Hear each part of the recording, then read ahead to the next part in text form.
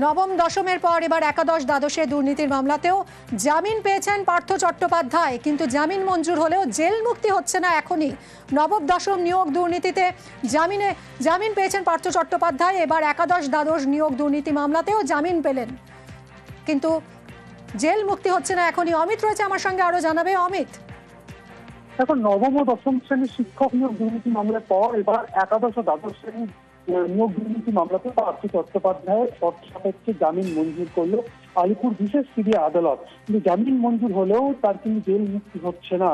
আমরা জানিয়ে রাখবো, গত মাসে গ্রুপ সি নিয়োগ দুর্নীতি মামলাতে সুপ্রিম কোর্ট থেকে পার্থ চট্টোপাধ্যায় জামিন মঞ্জুর হয়েছে, কিন্তু যে শর্ত সেখান থেকে আরোপ করা হয় অর্থাৎ নিম্ন আদালতের ট্রায়াল কোর্টে সেই কার্যকরী করতে হবে। কিন্তু এই কার্যকরী করার আগে অর্থাৎ সুপ্রিম কোর্ট থেকে যে জামিন মঞ্জুর হয়েছে তা কার্যকরী করার আগে লোয়ার কোর্টে অমিত, তোমার কথা শোনা যাচ্ছে না, একটু সরে এসে কথা বলো। এই মুহূর্তের খবর আপনাদের জানাই, ফের জামিন পেলেন পার্থ চট্টোপাধ্যায়, কিন্তু আপাতত জেল মুক্তি তার হচ্ছে না। নবম দশম নিয়োগ দুর্নীতিতে জামিন তো পেয়েছিলেন, জানিয়েছি সেটা। এবার যে খবর জানাবো, একাদশ দ্বাদশ নিয়োগ দুর্নীতি মামলাতেও জামিন পেয়েছেন পার্থ চট্টোপাধ্যায়। নিম্ন আদালতে জামিন প্রাক্তন শিক্ষামন্ত্রী, আলিপুর সিবিআই বিশেষ আদালতে জামিন পেয়েছেন তিনি।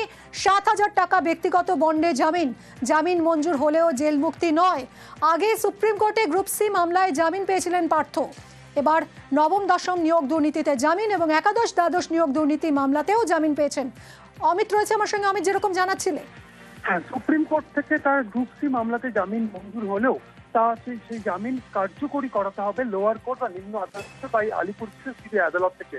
কিন্তু সেখানে শর্ত আরোপ করা হয়েছে যে গ্রুপ সি মামলার জামিন তখনই সম্ভব হবে যখন বিচার প্রক্রিয়ার জন্য চার্জ ফ্রেম করা হবে, অর্থাৎ পার্থ চট্টোপাধ্যায়ের বিরুদ্ধে গ্রুপ সি মামলাতে চার্জ ফ্রেম করা হলে তিনি কিন্তু তার জামিন কিন্তু কার্যকরী হবে।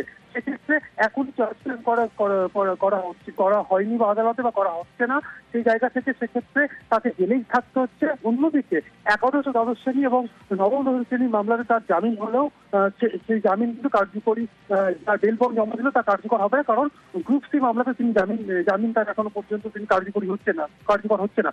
অন্যদিকে ইডির একটি মামলা, যে মামলায় চলতি বছর জানুয়ারি মাসে জামিন দেওয়া হয়েছিল এবং তা কার্যকর হয়েছে এপ্রিল মাসে যখন চার্জ ফ্রেম করে ট্রায়াল শুরু হয়। এছাড়া প্রাথমিক শিক্ষক নিয়োগ দুর্নীতির মামলা, যে মামলায় গত বছর অক্টোবর মাসে পার্থ চট্টোপাধ্যায়কে সমন অ্যারেস্ট করা হয়েছিল সিবিআইয়ের তরফে, এই মামলায় তিনি জামিনের জন্য আবেদন করেছেন কলকাতা হাইকোর্টে। সেখানেও কিন্তু সেই মামলাটি বিচারাধীন রয়েছে। স্বাভাবিকভাবে আজকে দুটো মামলায় ট্রায়াল কোর্ট থেকে বা নিম্ন আদালত থেকে তার জামিন মঞ্জুর হলেও তিনি এখন কিন্তু জেল মুক্তি হচ্ছে না। জেল মুক্তি এখনই হচ্ছে না। অমিত, তুমি সঙ্গে থাকো, ফিরছি তোমার কাছে।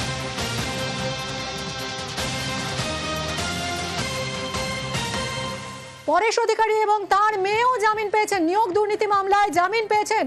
আদালতে আত্মসমর্পণ করে জামিনের আবেদন জানিয়েছিলেন পরেশ অধিকারীর মেয়ে অঙ্কিতা অধিকারী, জামিন পেয়েছেন। অমিত রয়েছে, আরো ডিটেলে জানাবে অমিত।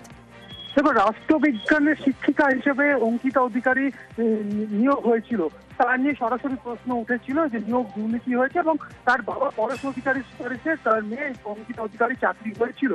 সেক্ষেত্রে অঙ্কিতা অধিকারী এবং তার বাবা পরেশ অধিকারীর বিরুদ্ধে একাদশ ও দ্বাদশ শ্রেণীর শিক্ষক নিয়োগ দুর্নীতি মামলাতে সিবিআইয়ের তরফে চার্জশিট দেওয়া হয়েছিল অভিযুক্ত হিসেবে।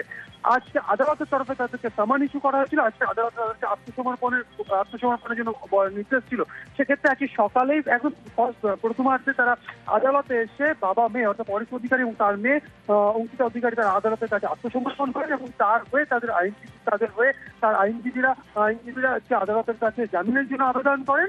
এই মুহূর্তে যে আদালতের নির্দেশ, পরেশ অধিকারী এবং অঙ্কিতা অধিকারীকে শর্ত সাপেক্ষ জামিন দেওয়া হয়েছে আদালতের তরফে। 7,000 টাকা ব্যক্তিগত বন্ডে জামিন দেওয়া হয়েছে। আদালত বা তদন্তকারী আধিকারিকদের অনুমতি ছাড়া পশ্চিমবঙ্গের বাইরে তারা যেতে পারবেন না, এই মর্মে শর্ত দেওয়া হয়েছে। অন্যদিকে আরো যারা এই মামলাতে যারা অভিযুক্ত ছিল তাদেরও কিন্তু জামিন মঞ্জুর হয়েছে, যাদের মধ্যে নীলাদ্রি দাস বা পঙ্কজ তারাও রয়েছেন। তাদের ক্ষেত্রেও কিন্তু শর্ত আরোপ করা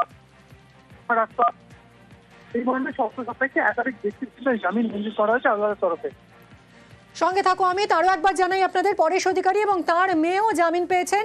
একাদশ দ্বাদশ নিয়োগ দুর্নীতি মামলায় জামিন আদালতে আত্মসমর্পণ করে জামিনের আবেদন করেছিলেন। জামিনের আবেদন পরেশ অধিকারীর মেয়ে অঙ্কিতা অধিকারীর 7,000 টাকা ব্যক্তিগত বন্ডে জামিন মঞ্জুর। শর্ত সাপেক্ষে জামিন পেয়েছেন। আদালতের নির্দেশ ছাড়া পশ্চিমবঙ্গের বাইরে তারা যেতে পারবেন না এবং 7,000 টাকা ব্যক্তিগত বন্ডে জামিন মঞ্জুর করেছে আদালত।